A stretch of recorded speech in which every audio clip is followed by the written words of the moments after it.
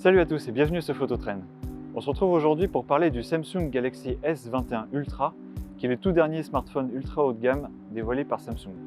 Il est équipé d'un écran de 6,8 pouces, qui est assez immense, et qui a une résolution de 3200 par 1440 pixels. C'est un écran de type AMOLED, qui présente une excellente lisibilité, y compris en plein soleil.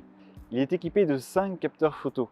Un capteur principal de 108 millions de pixels, un capteur secondaire de 12 millions de pixels dédié à l'ultra grand angle et deux capteurs de 10 millions de pixels pour les deux télézooms qui sont sur ce téléphone. Car c'est là l'une des principales particularités de ce Samsung Galaxy S21 Ultra, c'est qu'il a deux télézooms, un zoom x3, équivalent 72 mm, et un zoom x10, équivalent 240 mm. Ce deuxième zoom est de type entre guillemets périscopique. Le capteur et les lentilles sont montés perpendiculairement à la surface du smartphone, et ça permet d'avoir un zoom à très longue focale sans que le bloc ne soit trop imposant.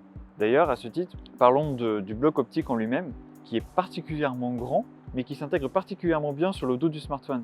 Il n'est pas juste posé à la surface comme ça, à part, il est vraiment intégré au dos du smartphone et il se fond dans la tranche de l'appareil, ce qui donne un effet esthétique qui est très bien fait. Les finitions en elles-mêmes sont excellentes et sont dignes des smartphones les plus haut de gamme. Les bords sont légèrement arrondis, ce qui fait la différence par rapport au Galaxy S21 et S21 Plus, qui eux ont un écran qui est totalement plat. L'écran est très légèrement recourbé, ce qui permet d'obtenir quelques interactions particulières, comme l'apparition d'un menu. En vidéo, le Samsung Galaxy S21 Ultra permet de filmer en 8K à 24 fps et en 4K à 60 fps avec tous les objectifs.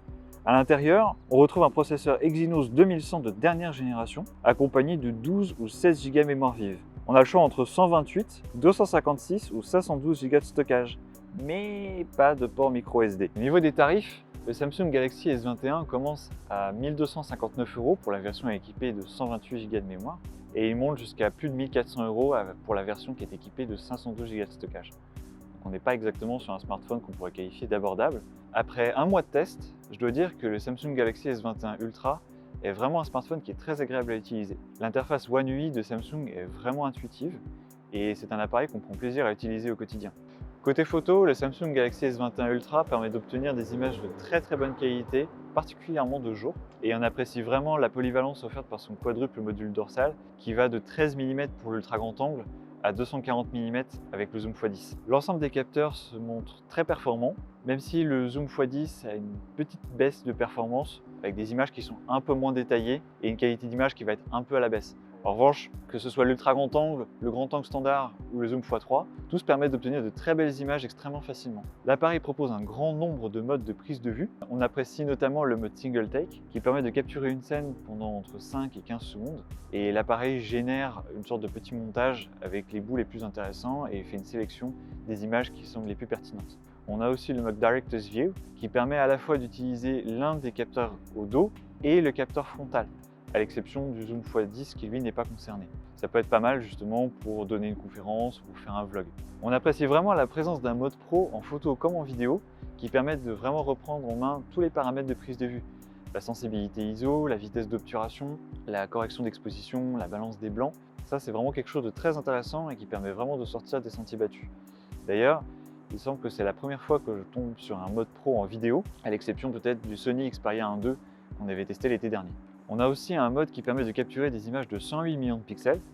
Il n'est pas forcément indispensable au quotidien, mais il permet d'obtenir des images vraiment très détaillées, surtout au centre de l'image. On apprécie aussi beaucoup le mode nuit qui permet d'obtenir de très belles images, quel que soit le capteur utilisé. Très efficace, même lorsque la lumière vient vraiment à diminuer. Enfin, on aime vraiment son autonomie qui permet de l'utiliser pendant environ 1 jour et demi sans avoir à le recharger. Malgré tout, le Samsung Galaxy S21 Ultra n'est pas totalement sans défaut. Les différentes optiques ne sont pas parfaitement homogènes. Si le capteur de 108 millions de pixels permet de générer de très belles images en toutes circonstances, l'ultra grand angle par exemple est un peu en retrait, notamment sur les bords. Le zoom x3 permet d'obtenir des images très belles. En revanche, comme on l'a dit tout à l'heure, le zoom x10 est franchement en retrait. Ça va se manifester particulièrement de nuit avec des clichés qui peuvent devenir rapidement indigestes. La faute à un capteur très petit de 1 sur 3,24 pouces, mais aussi à une ouverture vraiment faible, f4,9 seulement. On observe aussi une petite tendance de l'appareil à vouloir flatter la rétine de l'utilisateur avec des photos où les couleurs primaires vont être assez saturées. Le bleu du ciel par exemple, le vert du gazon ou le jaune par exemple, quand il est présent sur une image, vont être des couleurs qui vont être très vives alors que le reste est plutôt subtil. De fait, le rendu Samsung est encore un petit peu perfectible. Pour réduire les mouvements, la stabilisation du capteur principal et de l'ultra grand angle est très efficace. En revanche, avec le zoom x3 et le zoom x10, on perd un peu en efficacité avec des images un peu sautillantes. L'appareil permet également de filmer en 8K. Ce mode n'est pas vraiment indispensable, d'autant qu'il est limité à 24 fps pour des raisons matérielles. En revanche, il permet d'obtenir des séquences intéressantes qui pourront ensuite être rognées par la suite. Au niveau des modes de ralenti, on a un premier mode qui permet de filmer en 120 fps et un deuxième qui permet de filmer en 960 fps. En revanche, aucun mode ne permet de filmer à 240 fps, contrairement à la majorité des appareils de la concurrence. On déplore également l'absence du port microSD, alors que c'est Samsung qui a contribué à démocratiser ce format. On regrette aussi l'absence de la prise jack 3,5 mm qui devient de plus en plus rare dans le paysage des smartphones ultra haut de gamme, à l'exception peut-être du Sony Xperia 1.2. Un petit regret aussi par rapport à la recharge rapide qui monte seulement à 25 watts alors que son prédécesseur montait à 45 watts. En d'autres termes, le smartphone se recharge en 1h09 environ, ce qui est rapide certes, mais d'autres constructeurs, notamment les constructeurs chinois, font mieux. Certains utilisateurs pourraient regretter aussi la taille et le poids du smartphone, qui fait quand même 229 grammes.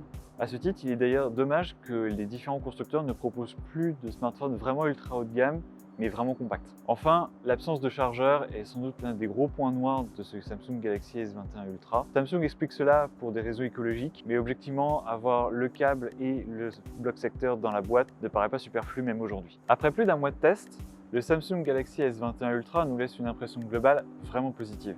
Son module photo est d'une rare polyvalence et permet d'aller de 13 mm à 240 mm grâce à son ultra grand angle sous zoom standard, son zoom x3 et son zoom x10. Il se montre vraiment intéressant de jour comme de nuit et fera un excellent compagnon aussi bien au quotidien qu'en voyage. Merci à tous de nous avoir suivis. Rendez-vous très vite sur la chaîne de Phototrend pour de nouvelles vidéos. D'ici là, n'hésitez surtout pas à vous abonner, à liker cette vidéo et à la partager.